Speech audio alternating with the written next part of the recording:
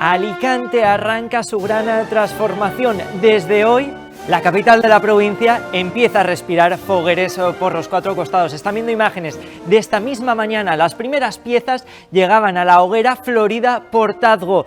Vamos a estar con ellos, vamos a escucharles, porque desde hoy ya estén en fogueres. Muy buenas tardes, señoras y señores, bienvenidos a la Explanada. Es 17 de junio, estamos a las puertas de los días grandes de la ciudad de Alicante. Hoy arranca la planta de las hogueras de categoría especial y también de las de la primera categoría, y a partir de mañana el júbilo, la fiesta se expandirá como la pólvora, y es que arrancan las mascletas y empezaremos a vivir las hogueras 2026, unas hogueras que se materializan también en la plaza del Ayuntamiento, donde se encuentra nuestra compañera Clara Boluda. Muy buenas tardes, Clara, cuéntanos cómo va la planta allí. ¿Qué tal, Carlos? Pues que Hogueras está a la vuelta de la esquina, es todo un hecho, y que la hoguera Singulares ya está en la calle, como podemos ver también. Y es que ya Pedro Espadero hoy rematará el ansiado monumento de 18,5 metros por 17,5 aquí en la plaza del Ayuntamiento.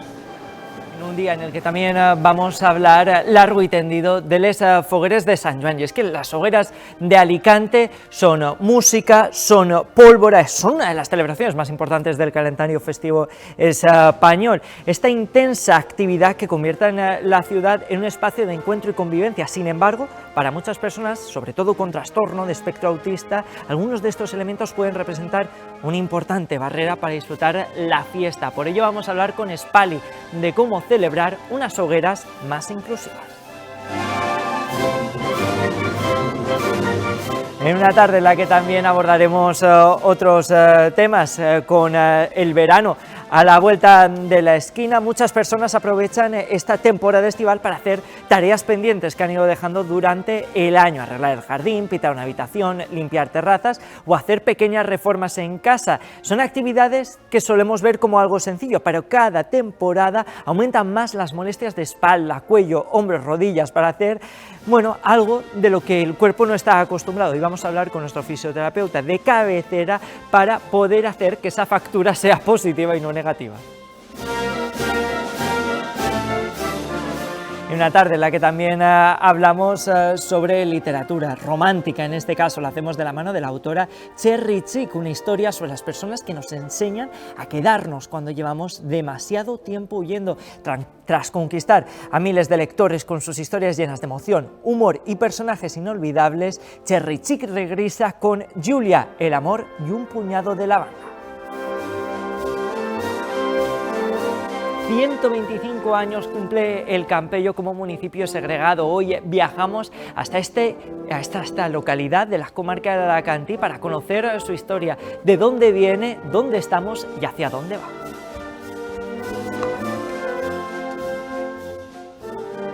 Y para todo esto nos van a tener que acompañar, así que, señoras y señores, abróchense cinturones, tómense biodraminas y se marean con las curvas, porque arrancamos ya este último programa de la Explanada antes de fogueres. ¡Vamos!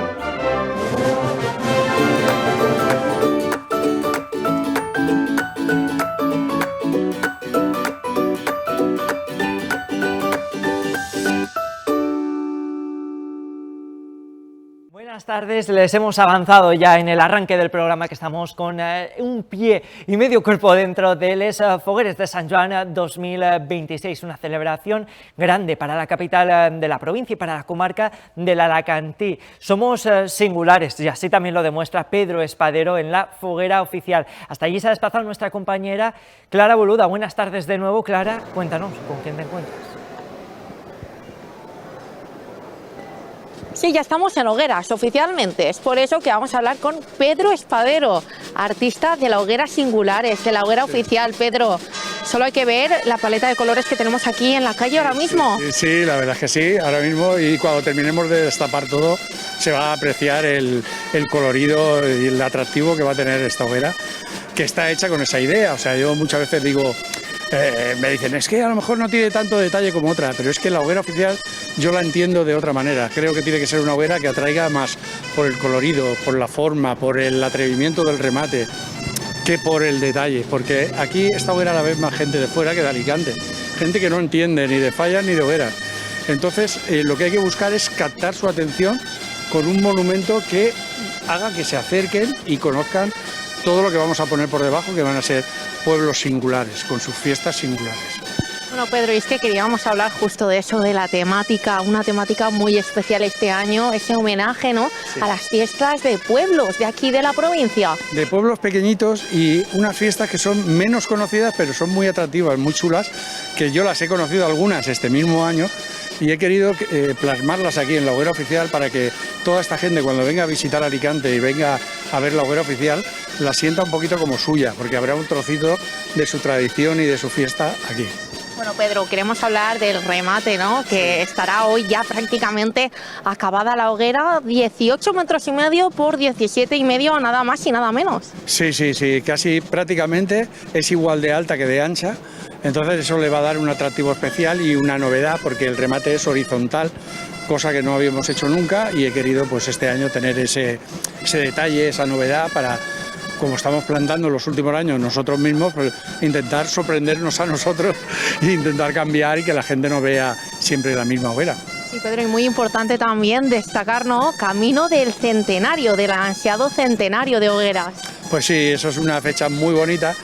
Primero porque yo soy foguerer, 55 años foguerer, antes de hacer hogueras yo ya era miembro de la comisión de Pío XII.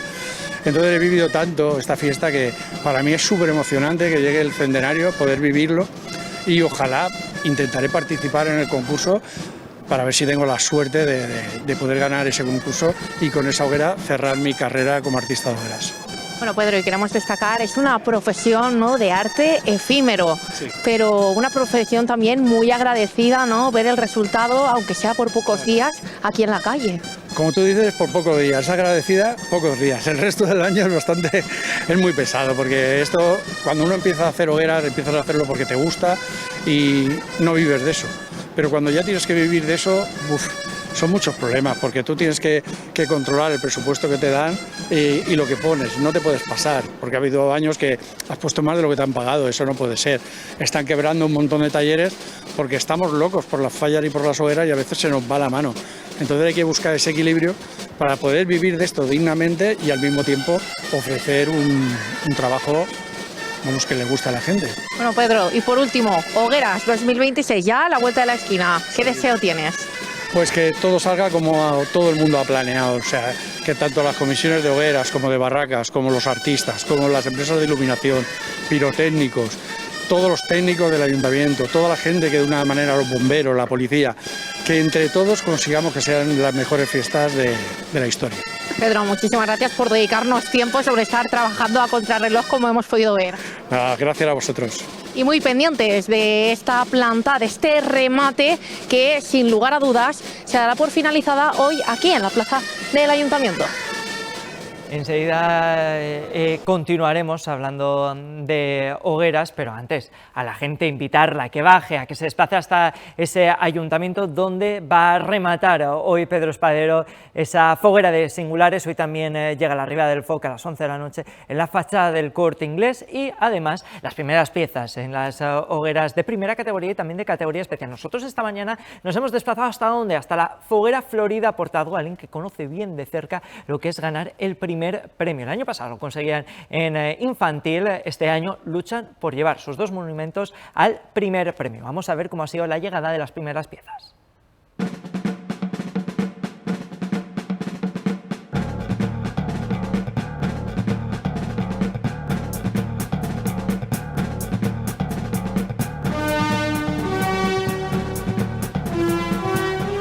Bueno, pues esta foguera se titula Génesis. Es del artista José Beitia, es el primer año que planta con nosotros, pero estamos muy ilusionados, ya que es un artista joven, pero que ha conseguido muchos títulos en Valencia y que en esta plaza yo creo que lo va a hacer muy bien. La hoguera es una crítica, digamos, a la mella que está haciendo la tecnología entre nosotros. Al final nos ayuda en el día a día a hacer las cosas, pero también perdemos nuestras costumbres, ¿no? Entonces ahí va a estar la crítica. En el centro va a haber un busto de una mujer que representa a la madre naturaleza y nuestras costumbres. y de ahí va a levantar hacia 20 metros. Eso es lo que más nos tiene aquí, pues eso, emocionados, porque es lo más grande que hemos tenido aquí en Florida Portazgo. Es un pulpo que arriba va a abrir de ancho unos 18 metros y que representa la inteligencia, ¿vale? A la tecnología y a la inteligencia. Y la verdad es que, pues eso, estamos súper contentos y esperamos que todo el mundo disfrute de nuestra hoguera. Llegamos con muchas ganas, la verdad, porque es nuestro primer año en especial aquí en Alicante y llevamos un muy buen proyecto. Tenemos un proyecto que sobre todo digamos que todo lo importante está arriba, y es bastante grande y con ganas de empezar ya a plantar. Vamos a empezar a organizar un poco todo el tema del transporte y esta tarde empezaremos ya a subir de grúa. La idea es situar la cabeza esta tarde por un lado, ya en el centro, el pulpo por otro. Mañana empezaremos a subir hacia arriba y si, en principio, si la climatología nos lo permite, hacia la noche subiremos ya el remate. Pues ya te digo, muy expectantes, todo el mundo aquí. Somos un barrio de trabajadores y todos intentamos cogernos vacaciones y días libres para poder recibir a nuestras piezas y ya ves, la plaza llena. Sí que competitividad, pues sí que es verdad que al final es también un poco más para los fogueres y los alicantinos que para nosotros, que al final siempre intentamos hacer un buen trabajo, pase lo que pase.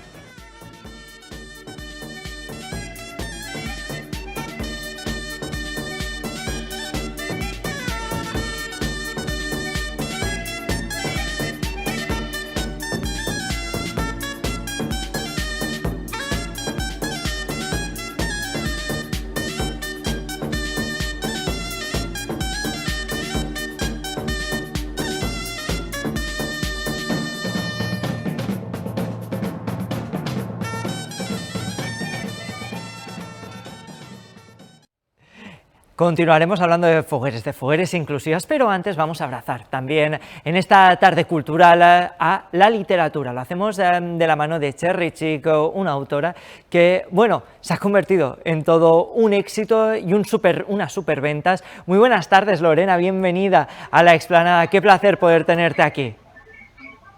Hola, buenas tardes, ¿qué tal? El placer es mío, la verdad. Llegas con Julia, El amor y un puñado de la banda, una historia humana, una historia donde nos transportas directamente de Los Ángeles a un pequeño pueblo de Andalucía, utópico, imaginario, donde suceden muchas cosas que hoy vamos a intentar abordar, pero lo primero que te queremos preguntar, ¿cómo llegaste hasta este punto de sacar esta novela y situarla aquí? Pues no es la primera novela que yo sitúo en Andalucía. Al final yo creo que una de las cosas que más me representa es el orgullo que tengo por mis raíces, ¿no? Y por mi tierra.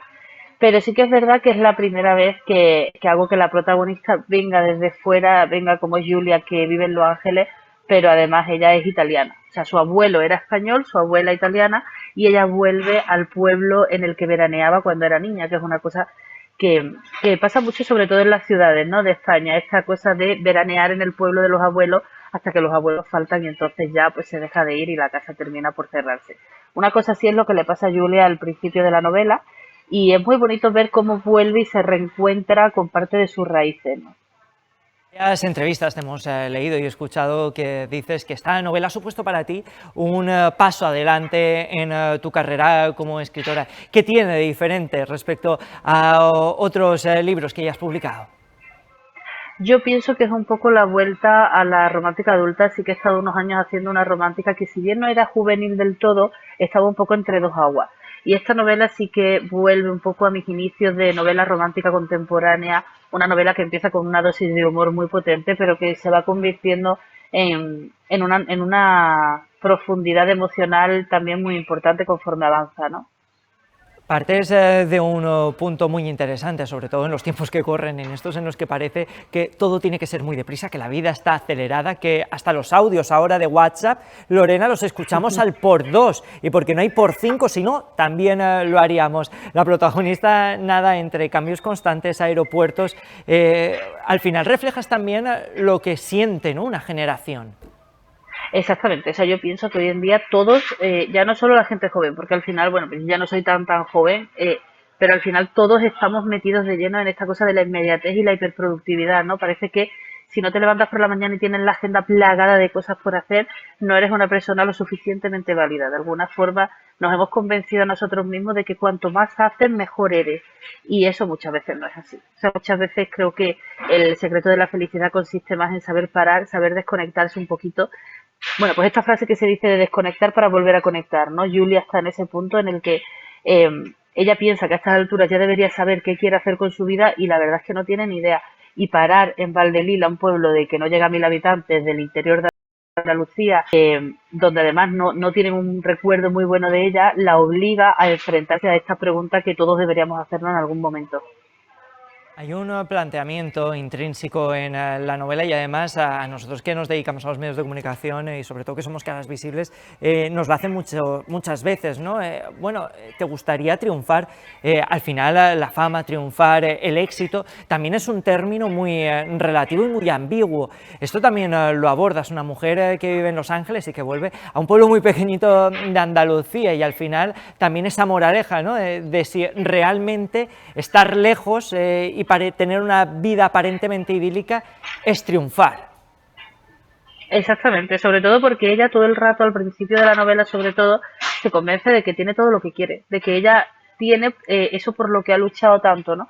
Que es al final un autoengaño real, porque en el fondo ella no se está parando a mirar sus sentimientos, ni el por qué no ha vuelto a su pueblo en 10 años desde que murieron sus abuelos, ni por qué le duele tanto pensar en volver. De hecho, ella vuelve pensando que va a estar un par de días y allí se da cuenta de que tiene que estar como mínimo 6 meses y ahí es donde se le cae el mundo encima porque sabe que tiene que enfrentar cosas que ha estado como tapando, ¿no? Y yo creo que nos hemos hecho muy expertos en esto, en tapar las emociones para no sentir esa falta de conexión con lo verdaderamente importante, ¿no?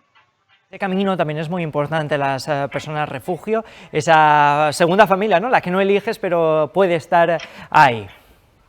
Exactamente, o sea, a mí me encanta hablar de la familia, de los personajes secundarios, de darle a los personajes principales algo más que una trama romántica. Evidentemente el libro es una novela romántica, pero cada uno tiene sus propias preocupaciones y sus propios conflictos, y ahí es donde entran las personas refugio y la familia, la tribu que nosotros hacemos cuando somos mayores y nos damos cuenta de que muchas veces la familia de sangre no es la que nos conviene, ¿no? Que el árbol genealógico también se poda. Hablábamos de esos miles de lectores que te siguen cada vez que publicas título, cada vez que publicas libro. ¿Qué feedback estás teniendo con esta nueva aventura? Pues la verdad es que de momento no puedo estar más contenta. O sea, estrené el libro hace 2 semanas, hoy cumple 2 semanas, y de momento ya he tenido muchas reseñas, sobre todo en ferias, en firmas, aquí en Valencia espero recibirlas también en la firma, mucho contacto cara a cara con las lectoras para que puedan contarme qué es lo que les ha gustado más, qué es lo que les habría gustado leer un poco más, pero en principio está siendo todo muy idílico y muy bonito. ¿Qué te gustaría precisamente a aquellas personas que ahora se van a afanar a comprar tu libro, a empezar a devorarlo como esa lectura casi obligatoria de verano, que sintieran cuando pasen la última página y cierren este libro? Yo me conformo con que piensen que han leído que han terminado una historia que les ha ayudado a desconectarse un poco de la vida real, sobre todo de las preocupaciones. Si el libro sirve para que las personas se evadan un poco, para que se rían, para que se enamoren y para que lo acaben con una sonrisa en la cara, yo ya me doy por satisfecha. Txerri Txik, muchísimas gracias por estar esta tarde con nosotros. Ha sido un auténtico placer y que nos adentres en ese amor y sobre todo en ese puñado de la banda que también tienen gran protagonismo en el libro. Gracias, de verdad. A vosotros, un placer. Y nosotros, señoras y señores, vamos a continuar. De hecho, ya tenemos a nuestro siguiente protagonista en el sofá. Muy buenas tardes, Rodrigo Casaniti, bienvenido. ¿Qué tal, Carlos? Además, hoy venimos a hablar del amor, no, pero sí el amor por, el tiempo libre y todo lo que nos ocupa, ¿no? A lo largo de este tiempo de estío, que el estío es ese momento en el que tenemos incluso tiempo para aburrirnos. Bricolaje, jardinería. ¿Tú qué haces? ¿Cuál es tu especialidad en los ratos muertos de verano? Un poquito más de jardinería. Jardinería más que bricolaje. Sí. El mío es ir a la playa. Aunque quizás también en la playa podemos tirar del hilo y habrá gente incluso que tome malas posturas y se lesiona. Porque hoy no vamos a hablar del bricolaje, esto no es Arte Maníacos, ni es Art Attack, él no es Jordi Cruz, pero nos va a dar unos consejos para si vamos a enfrentar, bueno, pues esta temporada estival haciendo ciertas actividades físicas, lo hagamos con cuidado porque a veces nos pasa factura. Sí, nos pasa factura porque nos pasamos muchas veces de tiempo. Decimos a veces, mira, vamos a cortar 2 ramitas de un árbol y al final terminamos podando medio árbol o nos terminamos poniendo con alguna cosita de jardinería agachándonos en el suelo y pasamos mucho más tiempo de lo normal. Y entonces muchas veces, como nuestro cuerpo no está acostumbrado a esas posturas mantenidas, porque venimos de una adaptación de otros, de estar mucho tiempo sentado, con unas actividades diferentes, pues al final el cuerpo lo resiente, ¿no? ¿Cuáles son las zonas del cuerpo que más resienten cuando hacemos este tipo de actividades? En este caso, mira, lo que más se suele resentir son el cuello, los codos, las epicondilitis, las molestias que se producen en la zona del codo también, y la zona lumbar. Sobre todo también las rodillas, en el caso de que la gente haga justamente el movimiento que estamos viendo en cámara, a veces también. Ese movimiento que estamos viendo justo ahora suele generar muchísimas molestias en la zona lumbar y en las rodillas. ¿Qué errores solemos cometer? Estabas tú ejemplificando, ¿no? A esa mujer que se ponía así como de cuclillas y bueno, pues está teniendo una postura que posiblemente le conlleve una factura. Más ejemplos.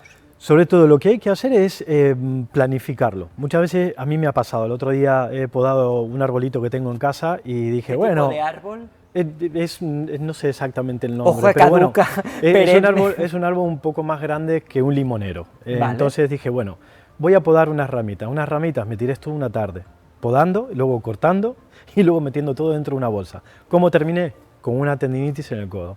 Y yo siendo fisioterapeuta, imagínate. Pero ¿qué es lo que pasa? Que nosotros no nos gusta ponernos, pero lo que tenemos que hacer es medirnos. Si nosotros empezamos a medir y decir, vale, hoy voy a hacer 1 horita de jardinería, mañana otra horita también, y al final el hecho de excedernos en movimientos repetitivos durante mucho tiempo suelen generar este tipo de molestias.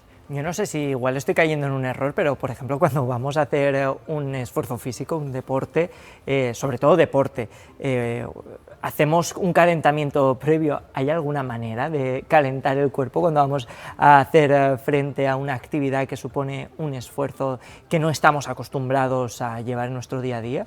Sí, más que un calentamiento en este caso, yo lo que haría más es una planificación. Es decir, vale, voy a hacer una actividad, tengo que descansar, también buscar las herramientas adecuadas, buscar guantes que sean acordes también para poder podar, por ejemplo, porque muchas veces hay que hacer una fuerza muy intensa con las manos, o si nos vamos a agachar, buscar un taburete que esté acorde también un poquito a la altura que podamos nosotros estar trabajando. Sobre todo es eso, es la planificación y la previsión para poder estar cómodos cuando vayamos a realizar esa tarea. Incluso yo sé que esto no es tu campo, pero el material que usamos importa, ¿no? Porque al final, si por ejemplo para podar usamos unas tijeras que debemos hacer más esfuerzo porque están oxidadas, esto va a conllevar que el cuerpo se resienta más que si lo hiciéramos con unas que son mucho más ligeras. Y a veces, bueno, pues te pones en materia, lo haces pensando que no va a tener una repercusión en el cuerpo, y sí lo tiene, porque estamos jugando con nuestro envoltorio.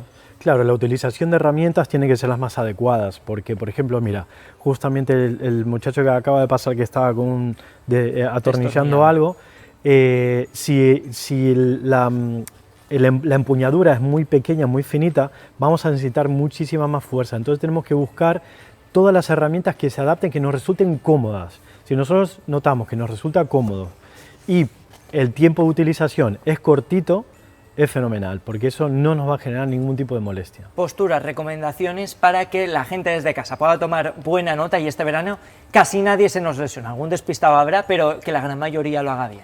Bueno, a la hora de agacharnos, por ejemplo, cuando tenemos que agacharnos, buscar lo que te comentaba antes, buscar un taburete, y si nos vamos a poner en cuclillas, que sean poquito tiempo, utilizar todas las herramientas necesarias para poder tener una buena postura y evitar posiciones sobre todo mantenidas durante mucho tiempo. Y por último, venga, si nos lesionamos, puestos ya en el momento en el que la gente no nos ha hecho caso, muy mal, y se ha lesionado, ¿qué deberían hacer? Buscar un fisio cerca de casa, eso sí, seguro, siempre.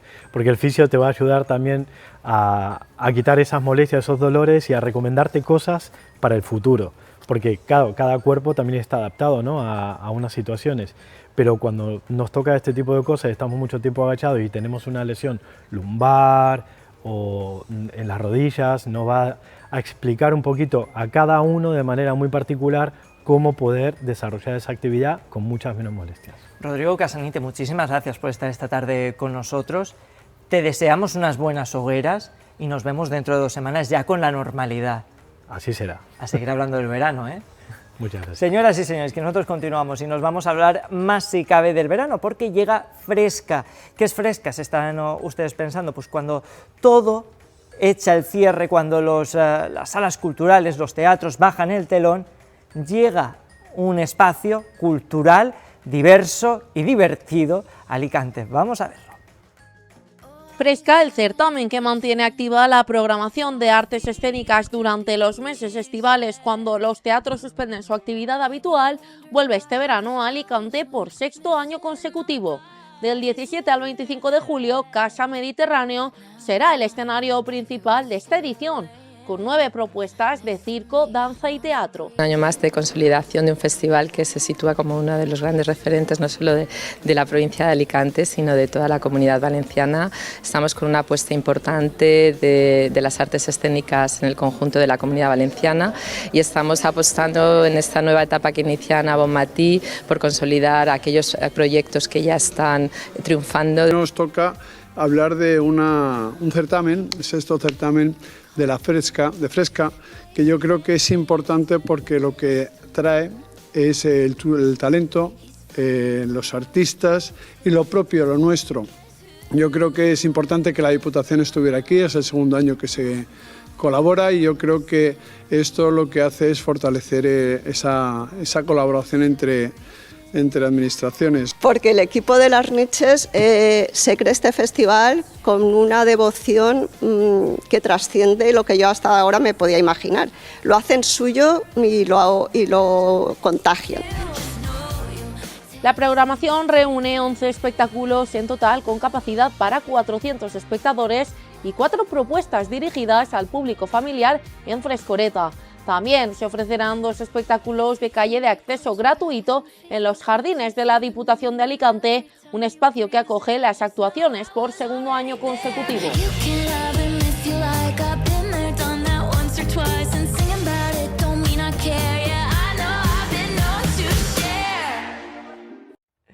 Señoras y señores, qué maravilla. Y vamos a continuar hablando de festivales a fiestas. Hemos arrancado hablando de fogueres y es que estamos con la cuenta atrás prácticamente llegando al 0. Mañana mismo las primeras mascletas. Pero hoy vamos a hablar de las hogueras inclusivas, de unas hogueras que sean más amigables con toda la sociedad alicantina y con la representación que tenemos poblacional dentro de la capital de la provincia. Y para hablar de todo ello, hoy contamos con una de las psicólogas de la asociación Aspali. Ella es Gemma Morán. Muy buenas tardes, bienvenida. Hola, buenas Porque tardes. si hablamos de fiestas inclusivas, también nos viene a la cabeza cómo vive una parte de la población alicantina les fogueres, por ejemplo las personas con TEA. Así que tirando de este hilo y construyendo la casa como se merece por el cimiento, vamos a intentar explicarle a la gente cómo podemos aportar nuestro granito de arena. ¿Qué son las personas con TEA? Pues el trastorno espectro autista, ¿vale? Es un trastorno del neurodesarrollo que afecta a la manera en que las personas se relacionan, se comunican, tienen intereses restrictivos o muy particulares a los que dedican su atención y tienen una forma de procesar la información diferente. Y además algo muy característico es que tienen un perfil sensorial diferente. Por lo que situaciones como el ruido o las multitudes pueden ser abrumadoras. Por eso las hogueras son para la mayoría de ellos unas fechas un poco complicadas en algunos aspectos. ¿Cuál es el trabajo que hacéis desde Aspali para tratar de hacer más amigables estas hogueras? Pues bueno, en Aspali trabajamos con personas de todas las edades, con TEA y con sus familias, y hacemos intervenciones, diagnósticos y proyectos de todo tipo a nivel comunitario, a nivel social. Y entre estos proyectos pues tenemos un proyecto que hemos hecho este año, que es de hacer una hoguera inclusiva junto con la Fundación Interred y el Colegio Santa Teresa de Alicante. Ellos han realizado una hoguera y nosotros hemos participado con un taller haciendo una de las estructuras de esta hoguera. Personas con TEA han participado pues eso, elaborando la hoguera y además hemos hecho sensibilización con el alumnado. Han venido a la asociación algunos de los cursos, luego hoy hemos estado en el colegio también, haciendo charlas y dinámicas con los alumnos, fomentando que conozcan sobre el TEA, la neurodiversidad y poniendo un poco nuestro granito de arena para generar esas hogueras más inclusivas. Unas hogueras inclusivas que siguen teniendo tareas pendientes. Precisamente hoy tenemos con nosotros a Axel Castillo, es usuario de Aspali. Cuéntanos, Axel, cómo es vivir unas hogueras teniendo este trastorno en el espectro autista. Pues siento que yo, por ejemplo, soy de Alicante, entonces sí que a lo largo de los años me he ido acostumbrando, pero sigue siendo difícil porque igualmente cada año hay más gente, está más masificado y, por ejemplo, en el caso de la mascleta sí que hay un horario que es a las 2 y la localización es la misma, pero a lo largo de las hogueras cada vez es más largo, empieza más antes y no hay pues horarios en los que se tiren petardos o no hay como unas restricciones. Entonces nosotros, mucha gente, por ejemplo amigos míos, se tienen que ir o a lo mejor intentan no estar cerca de esas zonas y es un poco o te quedas en casa o te vas de Alicante.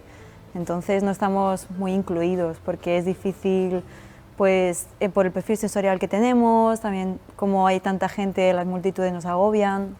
¿Os gustaría sentiros un poco más incluidos dentro del mundo de la fiesta? Pues podría ser, sí, seguramente si se pudieran a veces un poco reestructurar algunos horarios en los que nosotros supiéramos cuándo se pueden tirar petardos o dónde, a lo mejor incluso sería más fácil incluirnos, porque sería en esos momentos, no a lo largo de todo el día. ¿Qué cosas, estando en primera persona, viviéndolo, crees que se podría mejorar? ¿Qué podríamos proponer ahora que nos está viendo además mucha gente, quizás, oye, alguien del ayuntamiento, de la Federación de Fogueres? Pues lo he comentado con Gemma, que es la psicóloga de la asociación, y hemos dicho sobre todo el tema de los horarios, que estaría bien algunas localizaciones o horarios que nosotros supiéramos en los que se tiran petardos y ya es como están ahí, pero claro, como es en todos los horarios pues nos cuesta, o sea que sobre todo restringir un poquito la franja. Ese horario, ¿no? Que debería existir. De hecho, en algunas fiestas ha avanzado un poco en esto. Hay horas sin excesivo ruido, horas en las que se intenta no tirar petardos. Aún así hay gente que se las salta, pero bueno, por lo menos la norma está. Sí, ¿crees que aún tenemos aquí en Alicante trabajo por hacer? Tenemos mucho trabajo por hacer y por generar esos espacios en los que se pueda visitar unas hogueras con un poquito con menos ruido, o en que durante ese espacio de tiempo no vayan a tirar una traca o a tirar petardos, no sé, hacer un poco como esa regulación que hacen incluso en algunos supermercados de horas más silenciosas, ¿no? Que hacen horas especialmente diseñadas para personas con autismo que puedan ir y en los que hay menos ruido, bajan el volumen. Sería un poco algo así. En muchas fiestas, en cabalgatas, en otros pueblos, lo hacen en algunos espacios, pues quitan la música, es como regular en algunos momentos, algunos espacios para que otras personas, todo el colectivo y toda la población pueda disfrutar de las fiestas. De hecho, vosotros habéis estado haciendo este ejercicio con esta foguera inclusiva donde se invitaba, ¿no?, a la reflexión social. ¿Y qué respuesta habéis tenido? ¿Cuál es el feedback que habéis recibido tras estar trabajando codo a codo con el Colegio Santa Teresa? El alumnado está muy abierto y responde de manera muy positiva. Los niños, los jóvenes, en general cuando se les sensibiliza, se les explica o se trabaja en primera persona, entienden totalmente la necesidad. Ellos mismos hacen estas propuestas. ¿Qué ha supuesto también para el alumnado? Claro, preguntábamos por las personas a las que intentáis concienciar, para los usuarios y usuarias de Aspali. ¿Qué ha supuesto realmente el poder estar ahí activamente? Ellos han participado en todo el proceso elaborando como su pequeño ninot, ¿no? Y poniendo su idea en qué querían transmitir, y algunos querían transmitir la inclusión, otros querían hablar sobre el medio ambiente, o sea que todos aportaban, y aparecen en las imágenes cómo están creando, ¿no? Con ese taller. Y para ellos es también trabajar toda esa parte de creatividad, de autoestima también, o sea que ha sido un trabajo muy, muy bonito. Y ese mensaje que no es estar en contra de la fiesta, sino regular la fiesta, sí, ¿no? Sí, que todos puedan participar, todos y todas. Para aquella gente que nos esté viendo, que quizás tenga cierta incomprensión, ¿no? Siempre habrá alguien que necesite tener una explicación doble. ¿Qué les dirías tú? ¿Cómo le tratarías de explicar tú? ¿Qué es necesario? Para que disfrutemos las hogueras, sí, para que sean más inclusivas, sobre todo para perfiles como el nuestro, que es neurodivergente. Pues restringir los horarios, también tener en cuenta si ves que alguien está teniendo un momento difícil, a lo mejor no aprovechar y tirar petardos, que eso pasa mucho con nuestros perfiles, que a lo mejor cuando estamos también agobiados la gente lo nota y no sabe un poco a lo mejor cómo ayudar, incluso lo empeora. Siempre intentar eso, respetar los espacios y no tirarle petardos a la gente que está pasando. Sí, en principio eso. Pues yo creo que esto es muy importante, sobre todo ahora a las puertas de Fogueres. Llegamos aún a tiempo, tenemos todas estas hogueras de 2026 para hacer un poco de reflexión y, por favor, que la gente tenga conocimiento y que intente, bueno, pues en la medida de lo posible, no molestar a aquellos vecinos y vecinas alicantinos que están dentro de la ciudad y que también deben seguir sus vidas y que no tienen que molestarles, sino incluirlos más en esta fiesta. ¿Quemasteis ayer la hoguera? Sí, se quema mañana, ¿Mañana? en el colegio. ¿Puedes decirlo? Sí, Estamos a miércoles. se quema mañana jueves. Mañana jueves. Por la mañana, sí. Mañana jueves por la mañana. ¿Puede ir quien quiera? Sí, se puede visitar. Está abierto a que se pueda visitar. Veía que me hacías un gesto. Sí. No me he olvidado, lo estábamos dejando para el final. Claro, señoras y señores, que es que nos han regalado un broche. Cuéntanos. Es un taller que hacen personas de la asociación, se llama el programa Ocupatea, y es un programa ocupacional en el que hacen distintos objetos para la venta. Estos son broches que hacemos en hogueras, hay hogueras que participan pues haciendo algún pedido para sus participantes de la hoguera, y luego hacemos otras campañas en Navidad, nos pueden hacer pedidos, y es un taller que fomenta la inclusión laboral del colectivo. Me gusta mucho. ¿Cómo se puede conseguir? Pues en la propia asociación, tienen que llamar a la propia asociación o escribir un mail. Aspali. Aspali. Para gente que no lo sepa, sí, es una Aspali. Eso es. Asociación Asperger Alicante. Y ¿quieres que diga el teléfono? Sí, si quieres, a viva voz. A ver, dilo. 966-38-77. Yo voy a intentar apuntarlo, así que me tiene que dar a mi tiempo. 966 38 77 11. 966 38 77 11. Señoras y señores, Aspali, bueno, pues si les surgen dudas, si quieren ayudar, si quieren colaborar, si se quieren hacer socios o si quieren uno de estos maravillosos broches, los tienen ya disponibles. Muchísimas gracias, Gemma, por estar esta tarde con nosotros. Gracias. Axel, ojalá y cada vez sean más inclusivas las hogueras para que personas con trastorno de espectro autista puedan participar también de ellas. Gracias de verdad. Gracias. Con ese mensaje nosotros nos despedimos, lo hacemos hasta dentro de 2 lunes, madre mía, si tiene que pasar tiempo, estaremos ya a las puertas de julio, pero lo hacemos por una buena causa, y es que mañana, a partir de la 1:30, estaremos en directo con ustedes desde Luceros, llevándoles en directo la primera mascleta. Mañana, primera mascleta, 1:30, y así hasta el día 24, con todos los directos de Fogueres. Pero mientras tanto nos despedimos con un reportaje que les hemos hecho y preparado con muchísimo cariño sobre el Campello, un municipio que se segregó hace 125 años de Alicante. Vamos a verlo y nos despedimos, como les decíamos, hasta dentro de 2 semanas. Hasta la vista.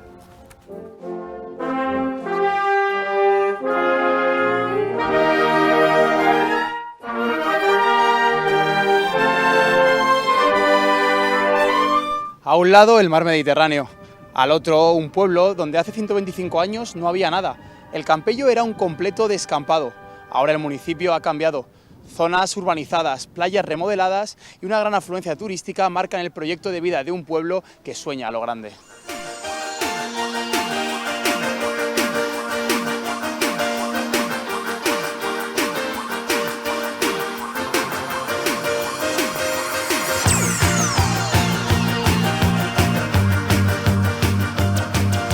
Pero el Campello no ha crecido de la nada.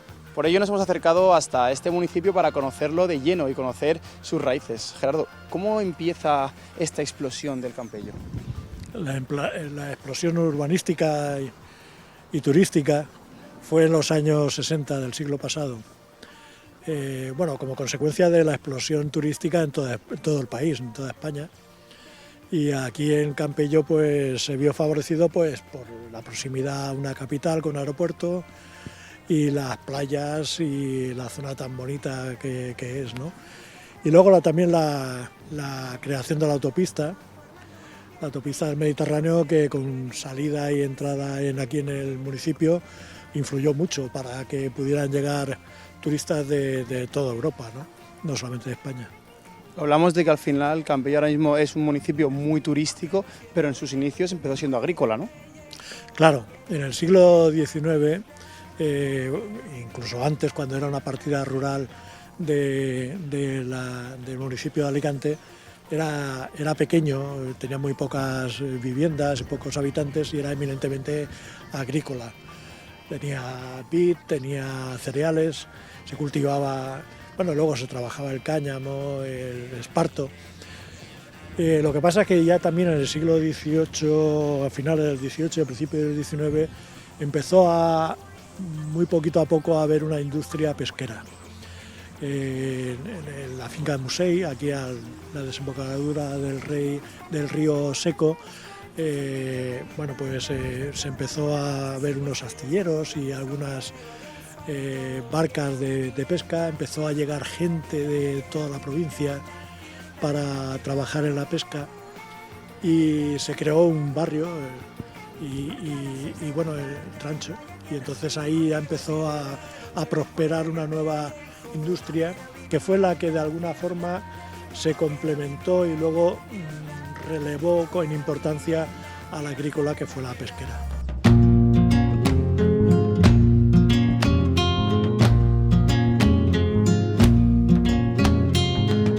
Quizás porque mi niñez sigue jugando en tu playa y escondido tras las cañas duerme mi primer amor. Llevo tu luz y tu olor por donde quiera que vaya. Campello es ahora mismo eminentemente turística. Dejó de ser pesquera durante un siglo y pico. Fue en 1920, por ejemplo, estaba considerada, según los anales, la mayor flota pesquera de madera de España, del Mediterráneo. La segunda de España después de Barbate. Entonces, lo que pasa es que a partir de los años 60 empezó a decaer en la industria pesquera por una razón principal, y es que no tenía puerto pesquero, no tenía puerto de refugio. Había su tira y afloja con la ciudad de Alicante, que por la proximidad las autoridades no encontraban muy razonable que aquí construir un puerto pesquero, que sí que lo hubiese sido para la economía de Campello, pero al no haberlo, bueno, pues la flota pesquera se fue diluyendo, se fue yendo a otros puertos de España, y aquí decayó mucho la industria pesquera, pero por suerte para el municipio llegó el boom, que es lo que hemos hablado antes, ¿no? El boom turístico.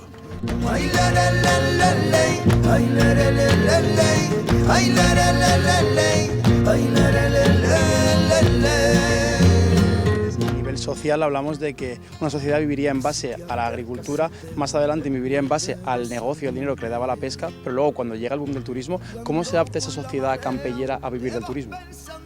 Pues eminentemente por dos ramas principales, una la construcción y otra la de servicios. Empezaron a fructificar empresas turísticas de servicios y luego también de construcción para construir nuevas viviendas. El boom inmobiliario fue tremendo en los años 60, 70, 80 y también el de servicios por restauraciones, o sea, restaurantes, bares y ocio. Entonces eso no quita para que también hubiera cierta repunte agrícola con los Boni, se creó incluso un barrio, el Boni, gracias al cultivo del tomate en el interior del municipio.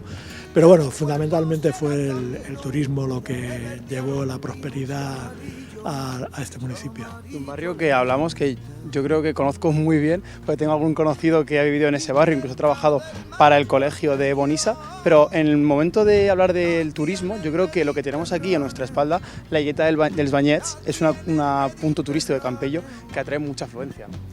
Claro, esto podemos decir que es el principio y el final del Campello, ¿no? Es el principio y el final porque hace 5.000 años, cuando todavía no existía Campello como tal, ahí había un poblado íbero, púnico, y luego íbero y luego púnico, en donde había su fábrica de salazones. Y bueno, pues estamos hablando de hace 5.000 años. Eso es un yacimiento arqueológico importantísimo, es un patrimonio cultural tremendo que tiene Campello, que ahora es un punto de atracción turística, pero que en su día fue el principio de todo, ¿no? Es verdad que ahí se sucedieron varias culturas, la púnica, la romana, luego la islámica. Si bien es verdad que los musulmanes aquí trabajaban, pero no vivían aquí en donde es actualmente el Campello, sino que preferían vivir en el interior, se sentían más refugiados en la montaña, por aquello de que el litoral siempre era más vulnerable, ¿no?, a los ataques. Pero luego vino la época cristiana, entonces aquí tenemos lo que es la Illeta de los Banyets. Es fundamental que conocerlo para cualquier, no solamente campellero, por supuesto, alicantino, sino de cualquier habitante de la comunidad valenciana y de fuera, porque es un yacimiento arqueológico importantísimo.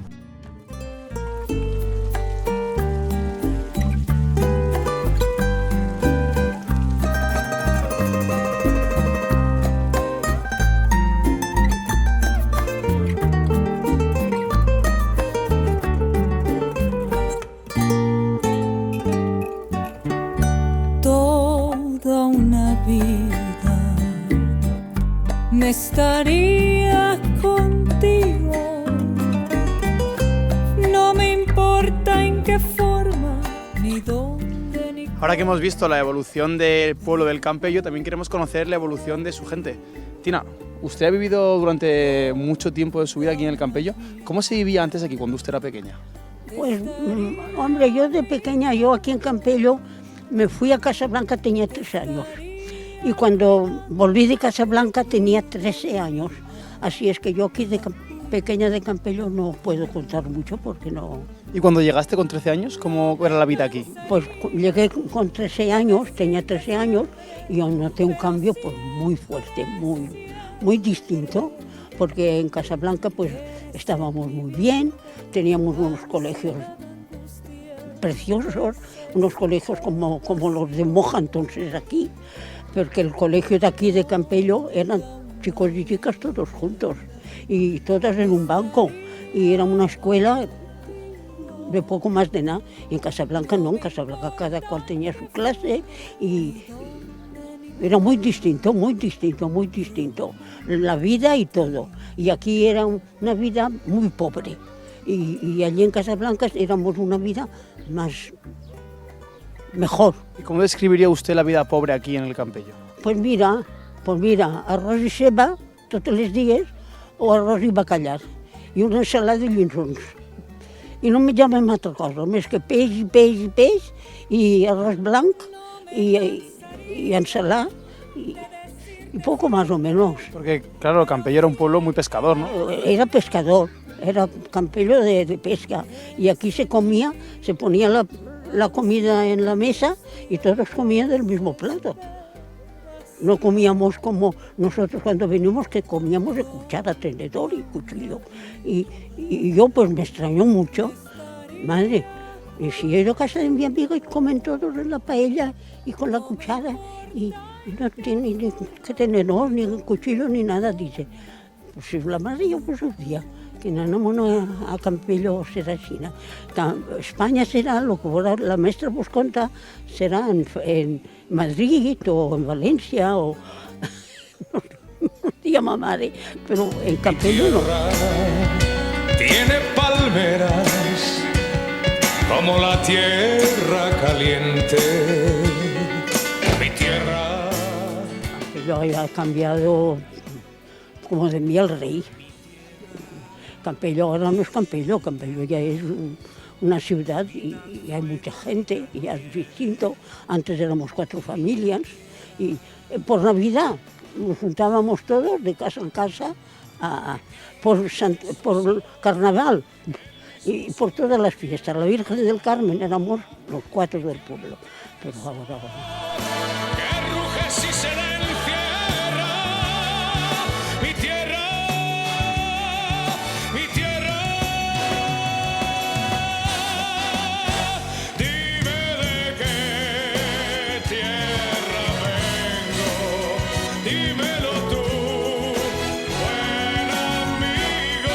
Usted ha vivido en Casablanca, es una mujer todoterreno, ¿no? Sí, eso es.